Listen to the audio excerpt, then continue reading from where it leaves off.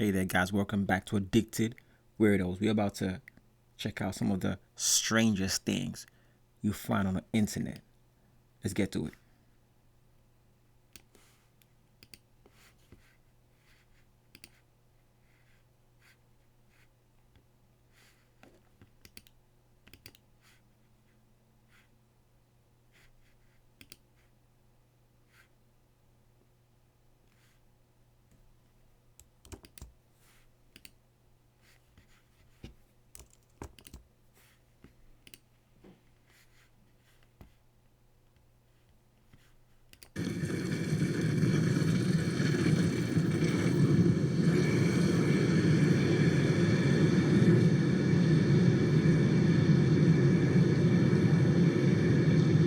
Yo, that's crazy. People are crazy, bro. Honestly.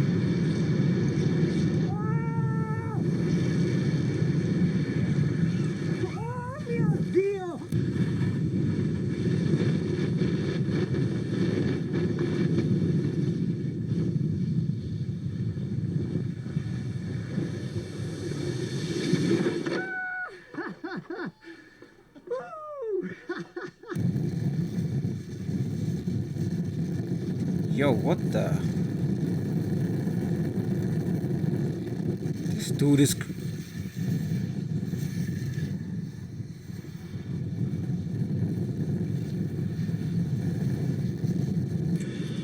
Who's following him? Evolution!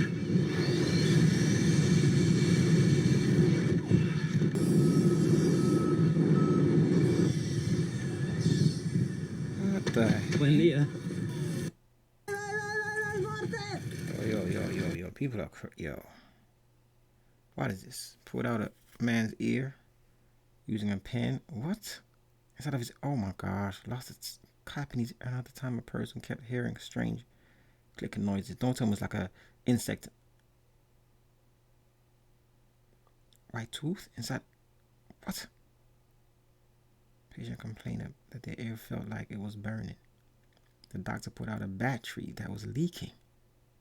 Accidents. Oh my gosh, bruh. Brother. What is this? Back in a 2010 family from Iowa. The fruit in the backyard saw a white object sticking out of the ground. Turned out to be a massive femur from a woolly mammoth. Oh my gosh. Tyson number 3, 1978. Johnson purchased a house in California with a large rock sticking out of the ground. Backyard 35 years later, they decided to explore the rock. Turned out to be a small portion of an entire skeleton from a whale, dated 16 million years old. From Salt Lake City, digging up a pond backyard, covered in human remains. Called police, sent the police to the bones examiner, concluded that bones from Native American who lived in Utah roughly 1,000 years ago. Number 1. Property discovered a rusty canister sticking out of the ground. Upon further investigation, the canister contained over 14 gold coins or 10 million. What? So they became rich overnight by eating a. God, this is weirdest ways people have died. This guy ate a slug, crushed to death with his tractor by his dog. Oh gosh, that dog had a vendetta. Yeah. Animal abuse became human death. Alright, it's just hold up. You know what to do with a big fat boy. Wiggle. Bruh. You know what to do. Alright, let's just keep it moving, bruh. What the hell that was, bruh. Alright, we just gonna keep it moving. Some nastiness, bruh. Girl actually was eating burpees. She actually ate. What is that? Lay down, we let the liquor talk. That's nasty, bruh. Yo, that. What are you doing? That was nasty, bruh. Hey. What are you that doing? was some strong. Yo, that was strong, bro. Yo, people are crazy, bro.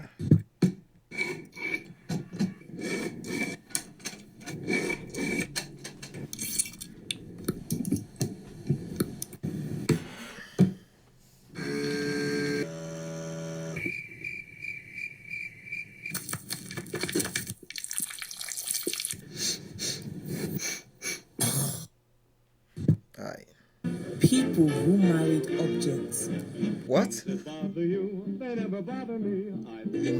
married a.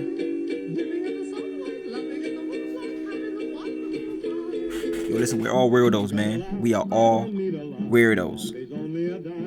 Accept it. She married to your Haitian pirate ghost.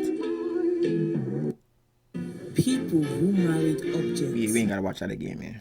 Here is top of the craziest things that people have ever discovered in their own backyards. Number 4.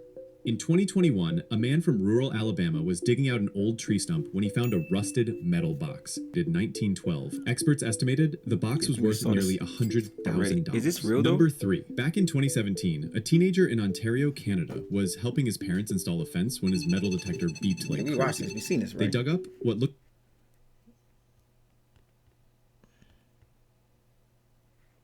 Is this real?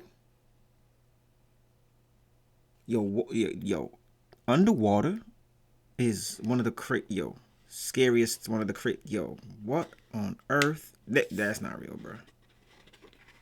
It's not real. It can't be real, bro.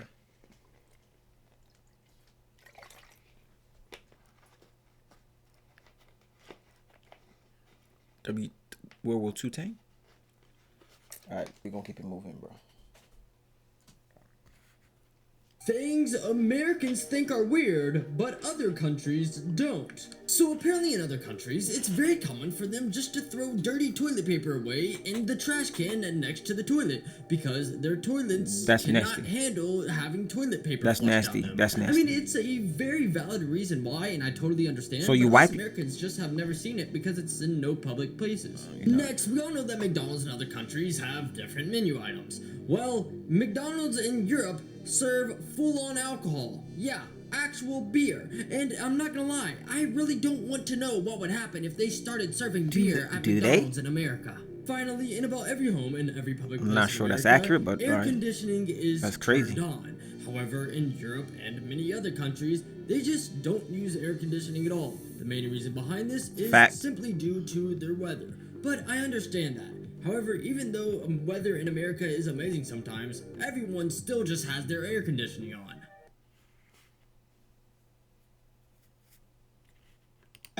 P-I-Z-Z-A, P-I-Z-Z-A, P-I-Z-Z-A. We're gonna have some Tacos.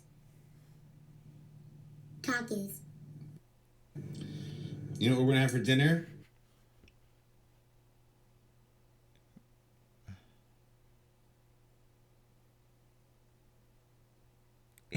Is this real?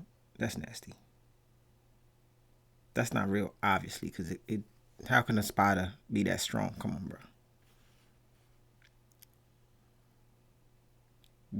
Yo.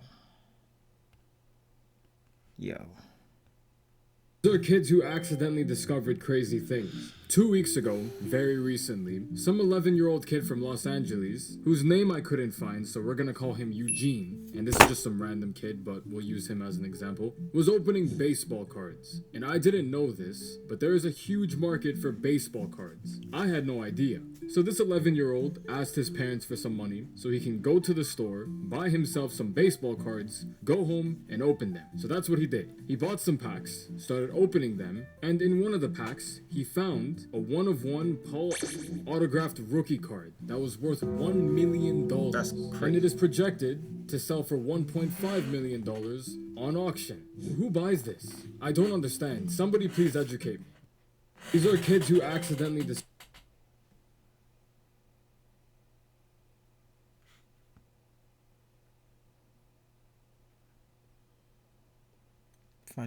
Found under a carpet. Oh gosh. Good luck with that. Found in an old basement.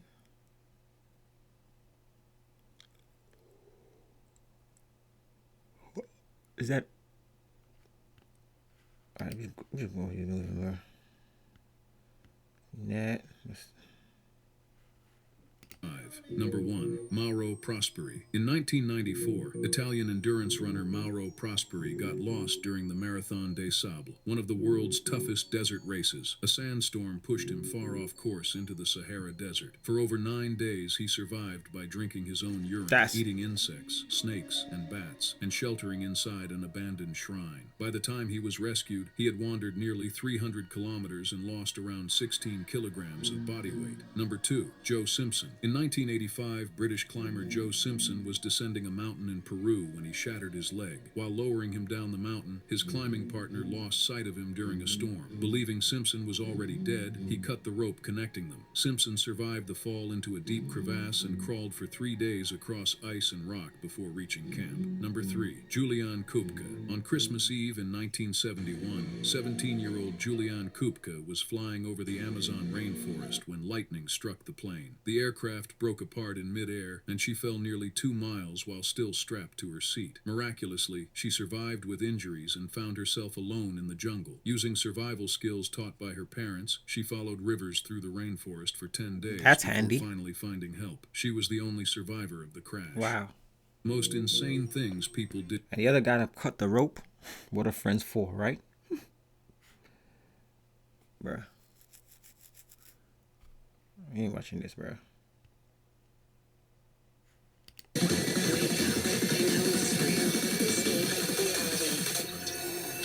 Hardwired.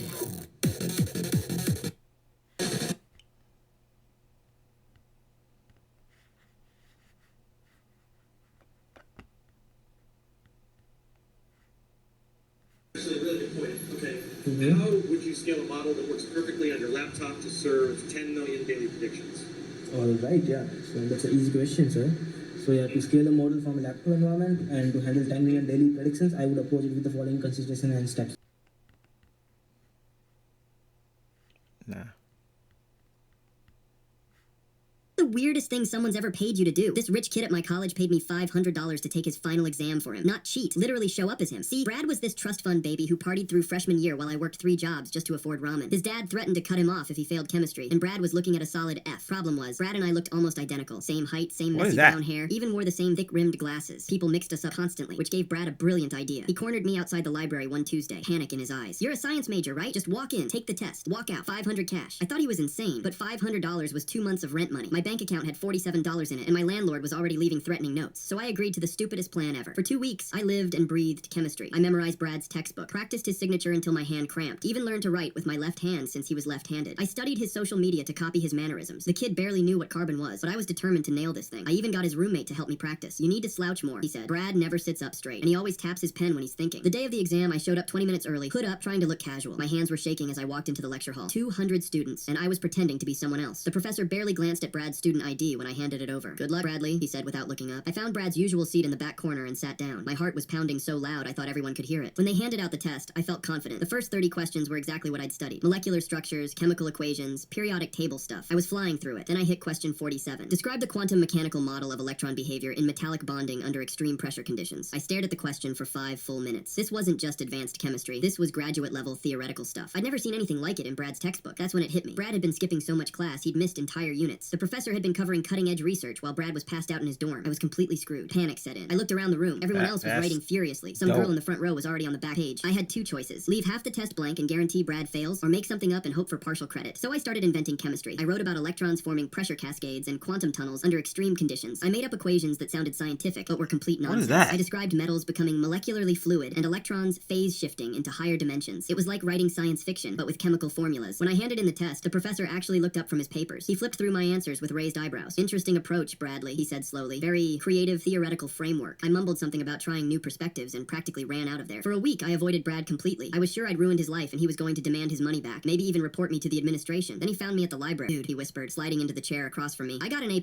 I nearly choked on my coffee. What? He pulled out his phone and showed me the grade portal. 98%. Highest score in the class. The professor wants to meet with me about my innovative theoretical insights, Brad continued. He thinks I'm some kind of chemistry genius now. Turns out my random made-up answers had accidentally described some cutting-edge quantum chemistry theory that the professor was researching for his PhD thesis. My complete nonsense about electron behavior under pressure was apparently remarkably prescient and showed deep understanding of emerging theoretical frameworks. Brad was now being recruited for the professor's research.